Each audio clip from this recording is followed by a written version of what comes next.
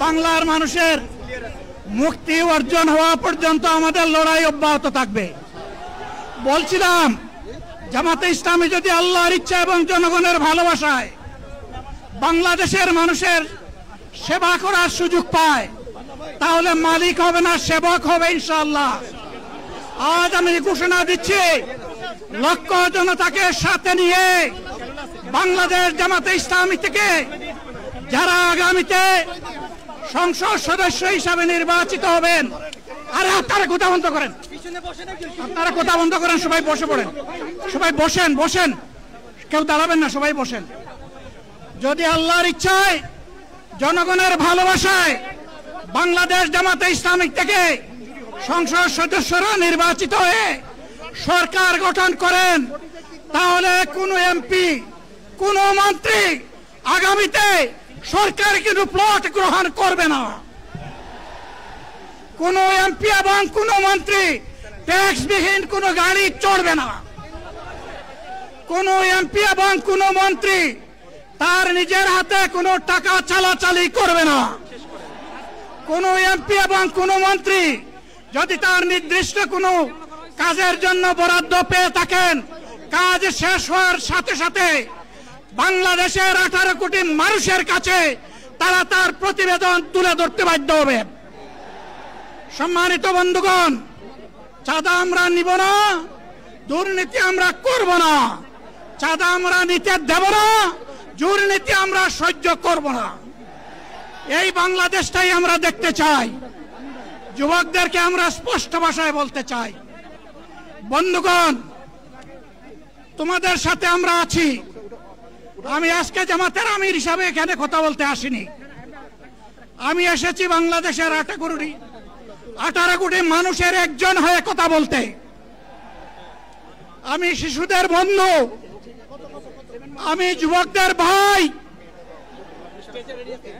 আমি বয়স্কদের সহযোদ্ধা, আমার বোনদের আমি ভাই। সুতরাং তাদের মুক্তির জন্যই আমি দায়িত্ব নিয়ে আজকে এখানে দাঁড়িয়েছিলাম। আল্লাহর ইচ্ছা, শরীর আমাকে সাময়িকভাবে সহযোগিতা করে নাই, এটাও আল্লাহর ইচ্ছা যে এখন আল্লাহ আমাকে কথা বলার সুযোগ দিচ্ছেন। আমি বলতে চাই, বাংলাদেশের নির্দিষ্ট কোন শ্রেণীর মুক্তির জন্য আমাদের এই লড়াই নয়। রাস্তার একজন পরিচ্ছন্নতা কর্মী, চা বাগানের একজন শ্রমিক, রক্ত পানি করে ঘাম জড়ানো আমার একজন রিক্সা চালক ভাই মাঠে ময়দানে বাংলাদেশের মানুষের মুখে যারা এক মুঠো ভাত তুলে দিতে চায়, আমার সেই কৃষক বন্ধুটি, আমি তাদের হয়ে আজকে এখানে কথা বলতে এসেছি। আমি কোন অভিজাত শ্রেণীর হয়ে এখানে কথা বলতে আসিনি। আল্লাহ তাআলার অশেষ মেহেরবানি, আজীবন সকল রক্ত চক্ষুকে উপেক্ষা করেছি, জেল জুলুমের পরোয়া করি নাই। আমার আফসোস, 24 সালে জাতিকে মুক্তি দিতে গিয়ে যারা জীবন দিয়ে শহীদ হলো, আমি তাদের একজন হতে পারলাম না। আপনাদের কাছে দোয়া চাই, ইনসাফের ভিত্তিতে একটি দেশ গড়ে তোলার জন্য আগামীতে যে লড়াই হবে, আমার আল্লাহ যেন সেই লড়াইয়ে আমাকে একজন শহীদ হিসাবে কবুল করেন। সম্মানিত বন্ধুগণ, আমাদের প্রিয় শহীদ নেতৃবৃন্দ 2006 সালের 28 অক্টোবর থেকে শুরু করে পল্টন গণহত্যা, শাপলা গণহত্যা, সারা দেশের গণহত্যা, পিলখানার গণহত্যা, 24-এর গণহত্যা, এই গণহত্যা যারা করেছে তাদের সকলের বিচার বাংলাদেশের মাটিতে নিশ্চিত করতে হবে। এদের বিচারের দৃশ্যমান প্রক্রিয়া শুরু না করা পর্যন্ত পুরানা ব্যবস্থাপত্রে বাংলাদেশ আর চলবে না। এতগুলো মানুষ এমনি এমনি জীবন দেয় নাই,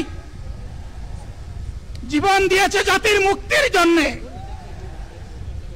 যদি বস্তা পোতা পুরানা সবকিছুই টিকে থাকবে, তাহলে কেন তারা জীবন দিয়েছিল?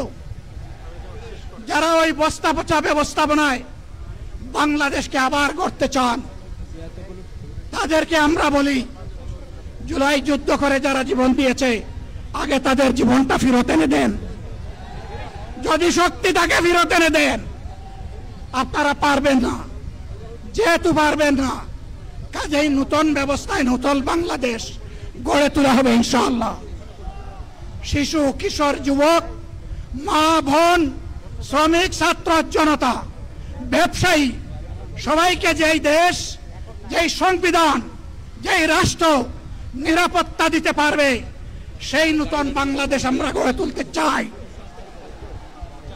ভাইয়েরা, আমাকে সবাই চাপ দিচ্ছে, কেউ বলে ভাই শেষ করেন, কেউ বলে চাচা শেষ করেন। আমি তাদেরকে নিশ্চয়তা দিয়ে বলছি, আমার মৌত আমার আল্লাহ নির্ধারিত সময় থেকে 1 সেকেন্ড আগে হবে না, এবং হায়াত যা দিয়েছেন তার 1 সেকেন্ড আগেও আমি যাব না। অতএব মহান আল্লাহর কাছে আবারও তৌফিক চাই। আপনাদের কাছে যে কষ্ট হয়েছে, আপনারা, আমি তো এখানে শান্তিতে বসাচ্ছিলাম, আর চতুর্দিকে শুধু দৃষ্টি বুলাচ্ছিলাম। কি কষ্ট হচ্ছে আমার ভাইদের। প্রিয় ভাইরা, এই কষ্ট আল্লাহর জন্য। এই কষ্ট কার জন্য? ইনশাআল্লাহ আল্লাহ তাআলা আপনাদেরকে তার উপযুক্ত যাজা দুনিয়ায় দিবেন, আখিরাতে দিবেন। আপনাদের এই ত্যাগের বিনিময়ে নতুন বাংলাদেশ আমরা পেয়ে যাব। আসুন সেই নতুন বাংলাদেশের জন্য একবার স্লোগান দিয়ে শেষ করি, নারায়ে তাকবীর। আসসালামু আলাইকুম ওয়া রাহমাতুল্লাহ।